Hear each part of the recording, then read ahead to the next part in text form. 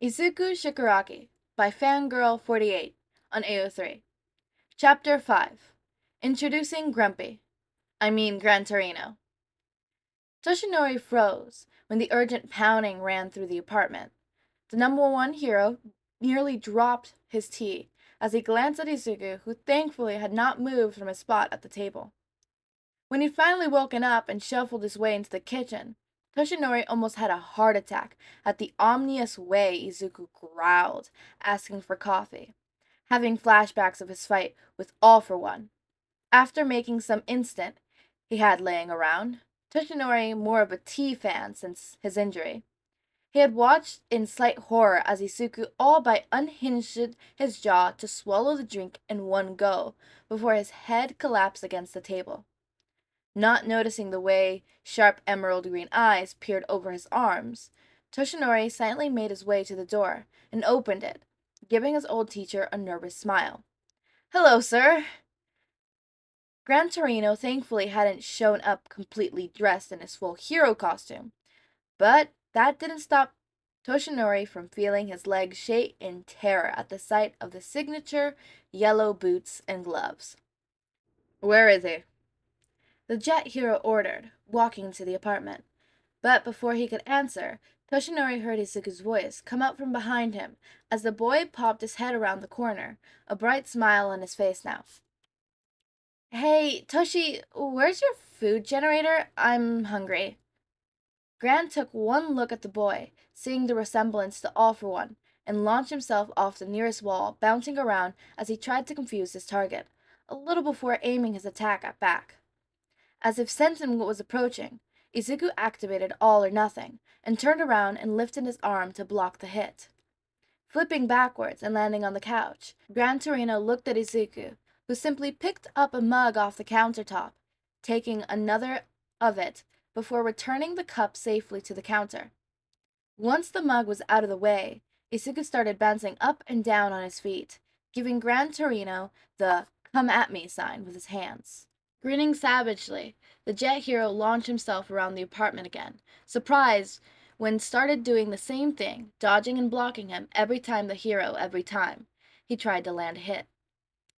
"Hey, you two," Toshinori called out from the doorway of the kitchen, afraid for his apartment given the high speeds of these two were bouncing at. "Be careful." "Keep out of this, Toshinori. Okay, Toshi?" Landing down next to the sink, Gran Torino looked down and noticed a small, freshly washed knife in the basket, and the first aid kit next to his footbed instead of its normal spot hanging on the wall. Eyes glancing back towards All for One's brother, supposed little brother, the jet hero noticed a small band-aid wrap innocently around his fingers and frowned. Seeping up to the top part of the counter, Gran Torino lowered himself as close to the greenette as possible, putting all his strength into this jump before launching himself at Izuku. For a second, the vermilion-haired boy stood perfectly still, only to vanish in a blink of an eye, as limbs as strong as steel suddenly circled around Gran Torino, pinning his own arms against his body. The world suddenly spun as Grant found himself staring at his wide-eyed student, while a chin rested on his head, and a smug voice called out, "Caught you." Toshinori looked up at his teacher, trapped in Izuku's arms, looking like a surprised cat, and tried his best not to laugh. "Hey, Toshi, what's this guy's name?" Izuku asked from a spot on top of the jet hero's head. Placing one hand in front of his mouth to hide his laughter, the man coughed. "Izuku, meet Gran Torino. Gran Torino, this is Izuku." Snapping back to reality, Grant started to struggle against the person holding him. "Let me go, you brat." "Aw, is someone sad because he got caught?" Izuku laughed, letting the man go and moving backwards to avoid a surprise kick as he did. "He's like a living grumpy cat." Grant felt his blood pressure rise, taking a breath to try and calm himself down before pinning Nana's successor with steely eyes. "What the hell is a grumpy cat? Toshinori, explain to me what this is, 'cause there's no way he's related to—" "Okay." The blonde clapped his hands together. "Izuku, you're hungry, right?" Instantly, Izuku's attention turned from Gran Torino to Toshinori again, as the boy smiled widely, nodding. Yeah, I tried looking for your food generator, but I couldn't find it. In fact, I only saw normal kitchen stuff. Where's the future stuff? Is it outside? Do you have a jetpack? Are there robots? Is teleporting a thing? Have we met aliens yet? Do you have jetpacks? You already said that one. Grant fumed from his new spot next to Toshinori.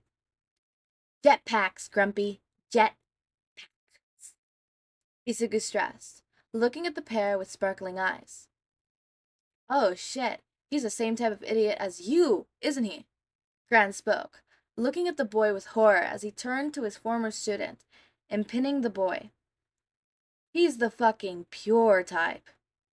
Toshinori smiled weakly, looking at Izuku, who thankfully ignored Gran Torino's insult. Listen, kid, you see, the thing is, some heroes have jetpacks. Izuku smiled brightly as he leaned in closer, eyes sparkling. Technology hasn't really. Quirks are always changing things. What I'm trying to say is, there is no future stuff. Izuku fell to the floor almost instantly, like a puppet whose strings had been cut, as a dark, gloomy cloud settled over him. No future stuff? Both men shook their heads. No aliens? Again, the two heroes shook their head, wondering, is All for One already secretly just as dramatic in his spare time as Izuku? No robots? Actually, Power Loader might have something laying around his studio, Toshinori said, looking at the time and realizing how late it has gotten, and not noticing how Izuku looked up, extremely returning his eyes. No aliens? Again, the two heroes shook their head, wondering, is All for One secretly just as dramatic in his spare time as Izuku? No robots. Actually, Power Loader might have something around laying his studio, Toshinori said, looking at the time and realizing how late it had gotten, not noticing how Izuku looked up, excitement returning in his eyes. Maybe we can go check it out after your meeting today. Thankfully, it only took 20 minutes to get to UA from his apartment. Plenty of time to get Izuku some breakfast on the go before his appointment with Recovery Girl and Hound Dog. Izuku instantly got up running to the entrance and grabbed his shoes, jogging on the spot as he looked at both men from the entrance. Come on, let's hurry, we can't keep the good doctor waiting. Wait, Izuku, Shoshinori yelled as the boy ran out of the door, the cries of Transformers echoing down the hallways as he did. Gran Torino snorted. Now I understand why the kid was on ice. Way too much energy in that one. Izuku looked at the large gate in wonder, feeling like he had when he was a child, and Hisashi and Tomura took him to Disneyland Tokyo. The three had spent the entire day going on rides and exploring the park. It was one of the few times that Hisashi's busy schedule and Tomura's health didn't compromise anything. It was also one of the happiest memories Izuku had of his family. Until Inko married Hisashi, and they had Mino. Wow! The 2-century-old boy, prepping to take a step forwards, only for a loud alarm to go off and a large metal door came slamming down, nearly crushing him, if Toshinori hadn't appeared and pulled him back at the nick of time. Idiot! Gran Torino yelled, landing next to the boy. Are you insane? You could have been crushed. You said this was a school, Isu declared, looking up at Toshinori and pointing at the metal gate. What kind of school has a killer door of death? It's a hero school, brat, the jet hero explained. Why would people need to learn to be a hero's brat? Izuku replied, reminding Gran Torino that, frozen or not, he had nearly 200 years seniority on the man. How old are these kids? You better not be training child soldiers. Before the deflated number one could explain, the door opened and a familiar voice was heard. Have no fear, we aren't training children soldiers, as you call them. All of our students are high school age. The group turned to see Nezu standing there, a large smile on his face, in between Hound Dog and Midnight. Am I a mouse? A bear? Or a dog? It doesn't matter, because I'm the principal. Nezu waved, looking at the mysterious that Toshinori had called him about earlier. And you must be Izuku Shigaraki. It's a pleasure to meet you. Izuku looked at the weird being in front of him for a moment before getting up and grabbing Toshinori's ear, pulling him down so that they were at eye level. You said there was no aliens. The number one hero said, feeling his cheeks heat up in embarrassment. Izuku, Principal Nezu isn't an alien. Midnight and Howdog snickered, having thought the same thing about the principal once or twice themselves, as both student and teachers. Everyone had expected Aizawa, who claimed Nezu was an immortal being from another dimension, who came to their universe in order to feed on the perpetual chaos of high school. He's right, you know. The high-spec user smiled, a gleaming of light catching his eyes. I'm just a simple school principal. Izuku stared at the creature in front of him, before lifting his hands and making a sign with his fingers. Live long and prosper. That sent Midnight over the edge as she couldn't contain herself any longer. This kid was just too funny. It made her want to tease him. And she looked at the boy snapping her fog whip against her thighs, and she smiled. I love this kid. Can I keep him? I promise to look after him. Izuku looked at the perpetual address woman and shivered running up his spine, as her sadistic smile now hiding behind Toshinori's pointing at her. Stranger danger! All right. Settle down, everyone. Nezu spoke, clapping his paws together and looking at Hound Dog. Would you please take out our guest to Recovery Girl? The counselor nodded and growled at the boy who came with him. Izuku looked at Toshinori, who gave him an encouraging smile and nodded. Giving the blonde a quick hug, Izuku ran after Hound Dog, making sure a good amount of distance was between him and Midnight, who was pouting now as he did.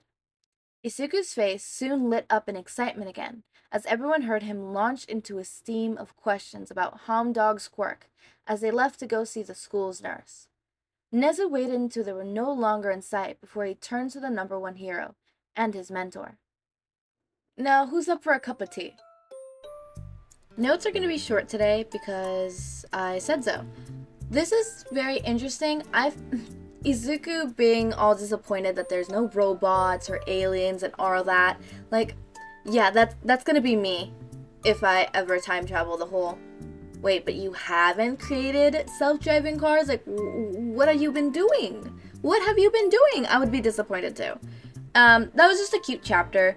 I cannot wait for the next chapter. I'm actually really excited to just see Izuku geek out. I think we all know by now that I love Izuku geeking out. I love anybody geeking out. I think it's really, like, endearing to see people geeking out or being, like, all happy and excited. I don't know, it fills me with joy at least. As always, make sure to eat, sleep, drink water, take your meds, have a wonderful day or night. Subscribe to see more of my content. Join our community Discord server, link is in the description. Thank you so much for watching. I fumbled that outro. I fumbled that, and I'm gonna keep it in. Alright, bye, thank you so much!